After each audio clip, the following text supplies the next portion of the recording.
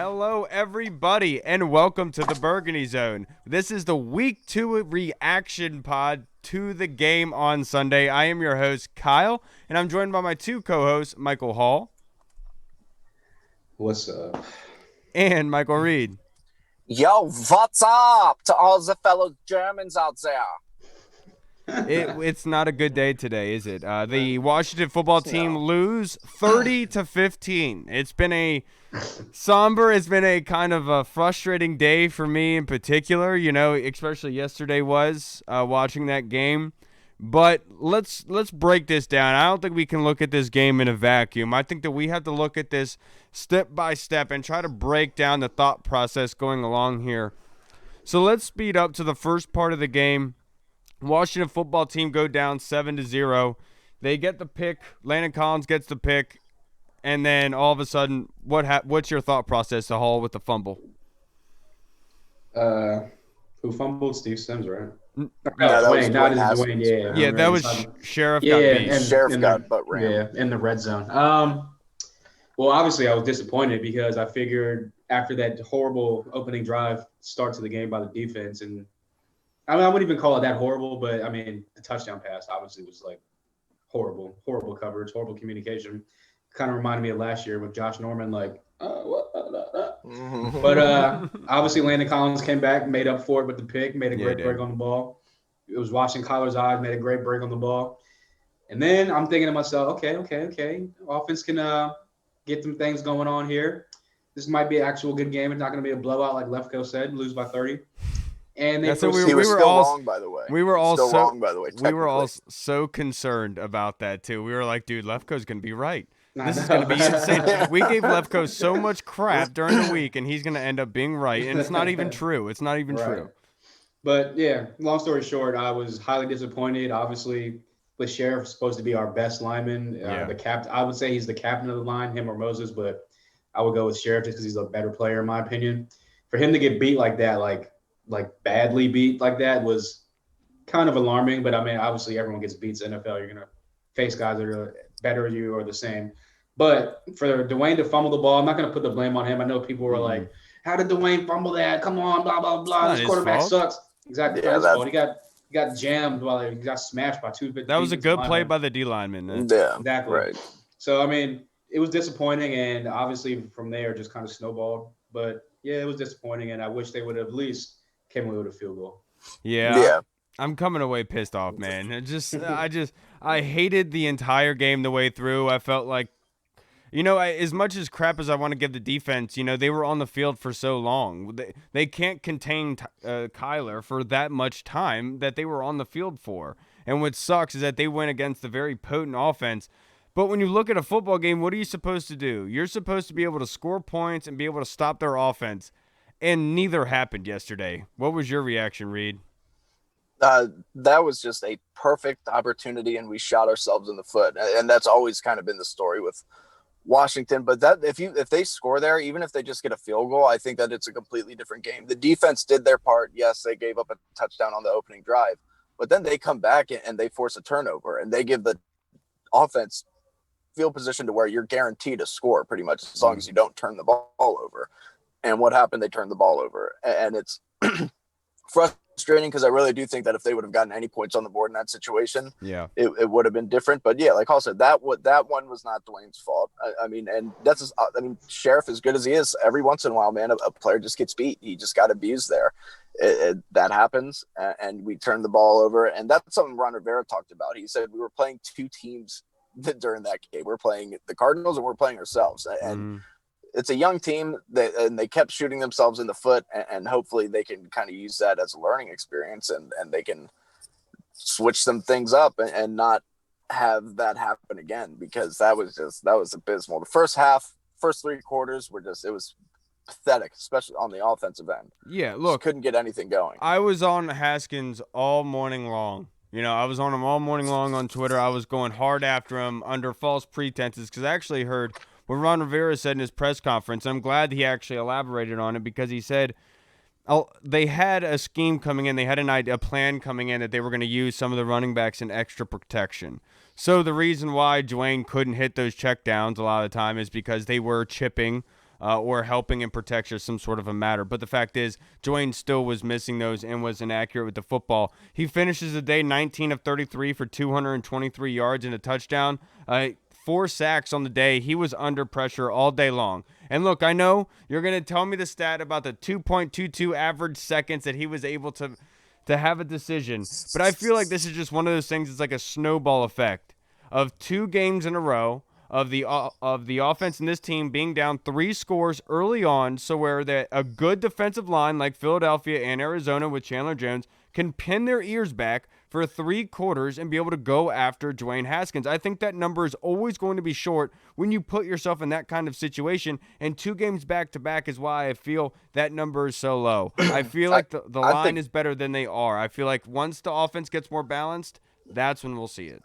I think that when you just have a left side of the line that is not competent NFL starters, especially, and you can't run the ball, then I think that it's going to happen. And look, obviously a lot of the fault is on Dwayne with a lot of that. He's got to play better, man. Like we talked about, he was just so inaccurate. He was getting jittery. He was getting happy feet, which was, he wasn't setting his feet, which was forcing a lot of his throws to be off. And he's somebody who like we talked about, he's so young and he's so inexperienced, and that he only started 1 season at Ohio State. He started less than half of the year last year. He started just about half of the year last year, and he's played 2 games without a preseason so far this year. He's still young, he's still raw, but you don't want to see him kind of develop into this Patrick Ramsey-esque David Carr, who's just so used to getting pummeled that all of a sudden they're jittery and they're missing throws constantly and they're not the quarterback that they can be. We need to get Dwayne to hit some checkdowns, get him in a rhythm, get a running game going, and make people drop back a little bit so we can have some space to throw the ball. Look, I'm all about potential, and I'm all about making sure that he's upright and everything like that. But I sat here and watched Donovan McNabb throw 8-yard hitch routes into the ground, and all I could do for an excuse was to say that he was old. I don't have an excuse for Dwayne. Look, I think that you can be really good. I think you could be a great professional. But what you're putting on the field right now is not professional quality. I also think, though, that you were maybe a little bit too high on Dwayne coming into this season. You got to be realistic. I thought that he had to do what Alex Smith did, and that was hit your checkdowns. And that's what we talked about. It's so funny that because last week we're like, well, he did that, and we told you, Dwayne, you don't have to put up these big numbers. Right. All you got to do is hit your checkdowns, and we'll win.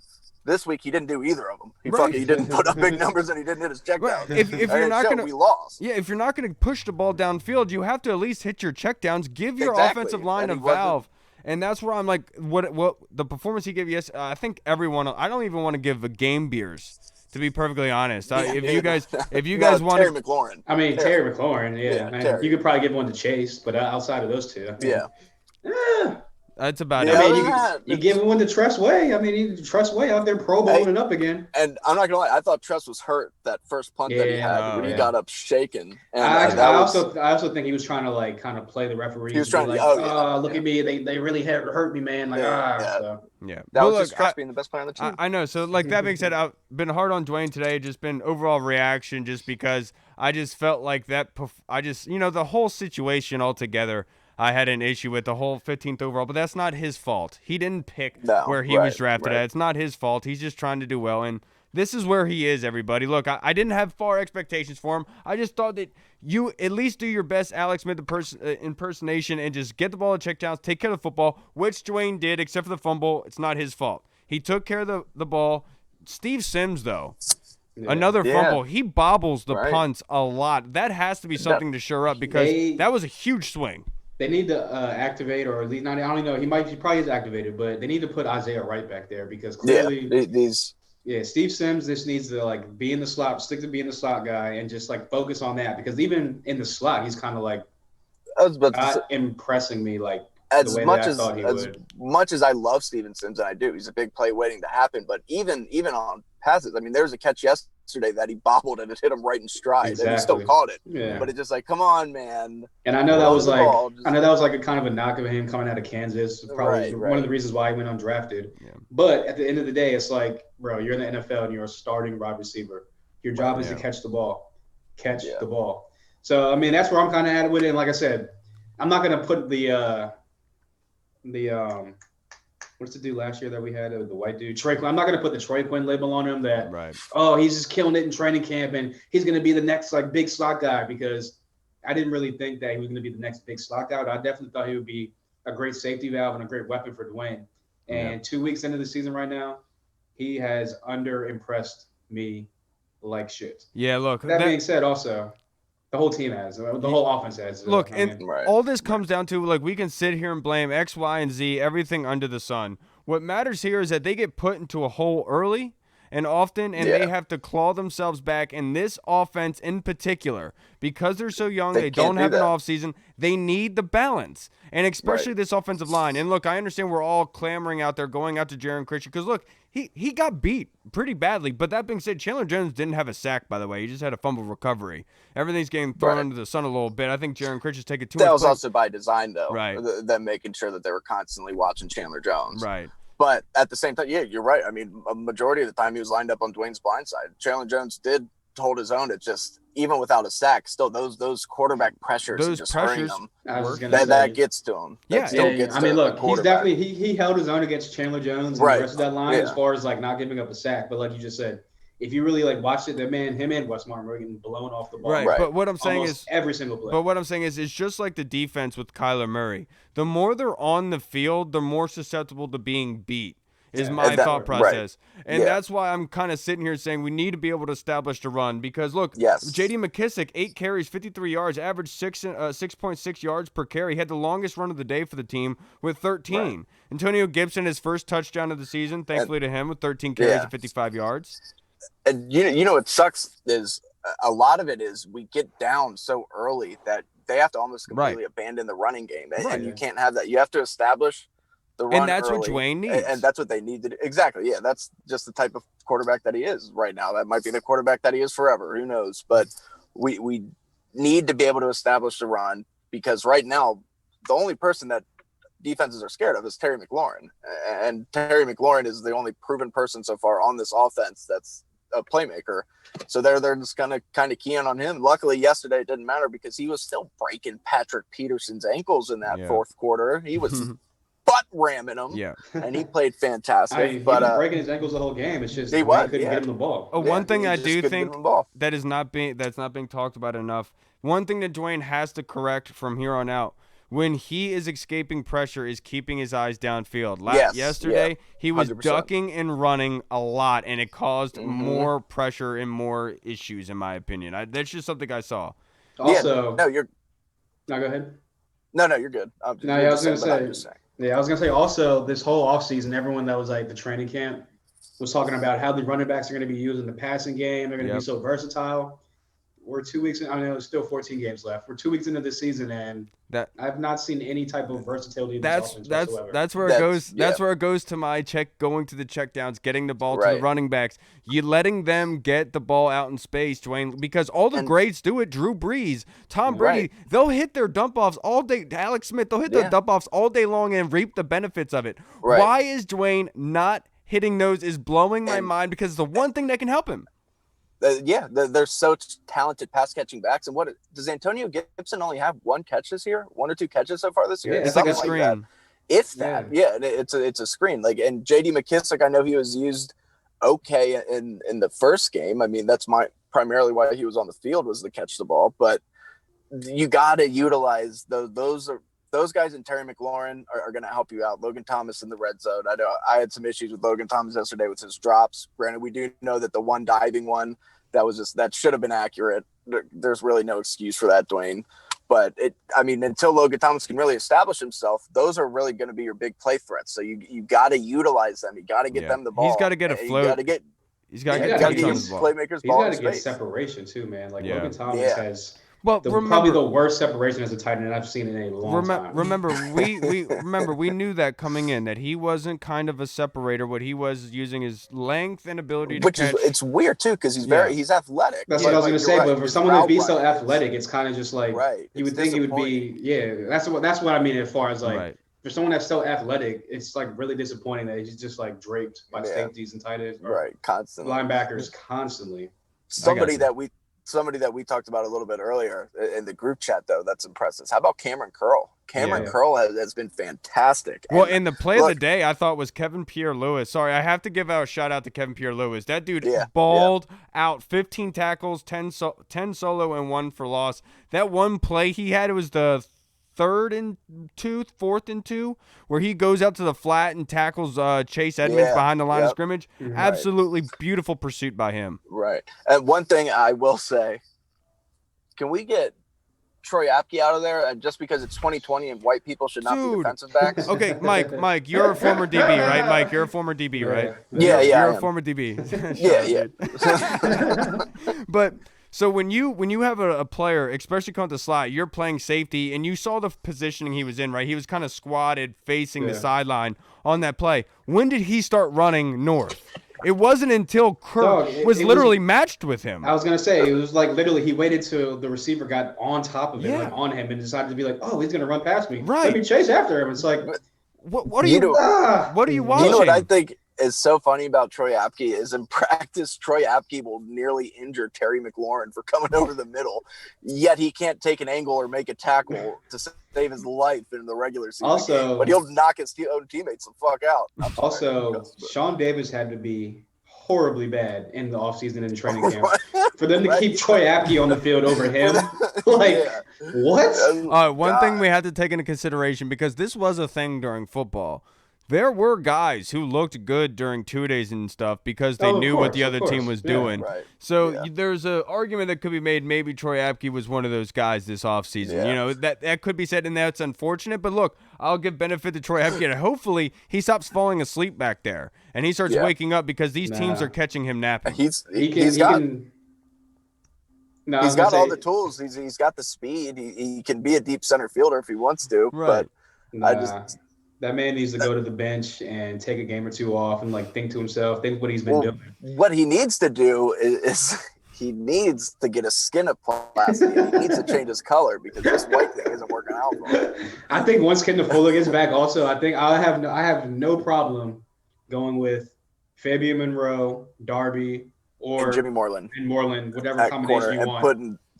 Put Fuller back there, safety or a hybrid role. Yeah, exactly. And have Apke go right back to special teams where he belongs. And Ronald Darby, dude. Have you never played baseball? That thing was a fly ball that Christian Kirk passed. Look, it was a beautiful ball and an amazing catch by Christian Kirk. But Darby was in a perfect position just to be able to get a hand on it. How many times did you see Darby on the Eagles last year in perfect position and getting mossed and just on bottom of the receiver, what is going on? I said it yesterday. I just thought it was like an Eagles thing. Maybe he had a down year. No, that dude's ball skills are horrible. Well, and this is the thing. Remind me, if we ever play a pickup basketball game with with Ronald Darby, remind me to never have him get a rebound, because that guy will never ever jump up with anybody. Right, he's just getting dominated out there in these jump balls, especially by someone like Christian Kirk size. He's like the same size as Kyler Murray. Right? You let someone like that out jump you, come on, man. Right, and then the white on white crime where Andy Isabella burned Troy Apke down the center of the field. Nobody's talking about that, but they'll bring up these other statistics. No, but in all seriousness, Kyler Murray, as much as we want to talk about, the defense let him do whatever he wanted. They were on the field for way too much, and they broke at some point. They gave us an opportunity in the beginning. That's all you could ask for. I was going to say, if you look at the defense in a vacuum, they actually played fairly well. It was just the offense could not sustain any drives, turning the ball over and putting them in horrible field positions. So it was a perfect storm. It's kind of what we did to the Eagles last week. Just horrible field position on their end. Yeah. And I think it's two extremes. One, I think that the Eagles are just really, really bad this year, which is awesome for us. But I also think that the Cardinals are going to be really, really good. The Cardinals, look at what they did to San Francisco. The Cardinals are a team that they're playing very well. Kyler Murray, he will once or twice a game, he'll make some throws like that interception where you're just like, come on, man, you're better than that. But he's still so dangerous. Just watching him accelerate and stop on a dime and utilize his blockers and be patient. He is fun to watch, man. That dude is a monster, and he's going to be good for a long time. Yeah, he is. Hey, shout out to Cliff Kingsbury too, man. He's done a fantastic job calling plays so far for Arizona. Yeah, that's speaking of Kingsbury, that dude was irking my nerves. Kept going in on 4th down yesterday. Dude, I was talking like, about dog, just rubbing our face in the ground. And he said that it's because we came back from 17 points down last week, which I understand. No. But look, if I was a head coach, I would do it too. I was a head coach, I would do the same thing. It's just, if I was a head coach, I wouldn't even carry a punter on my roster. Stop it, dude. No, but that's something I really. I wouldn't. I would always go for it. It's something I really thought about. It's something I really thought about today. Was, how would we have reacted? I thought about it last week. Like, how would we have reacted? The second half didn't go the way it did against Philly. And today we got to see what that would have been like, because it was almost mirror images, except there was no comeback. The Cardinals. Dad's got to go. All right. Hey, that's it for us, everybody. Right. Thank you so much for tuning in to the reaction pod.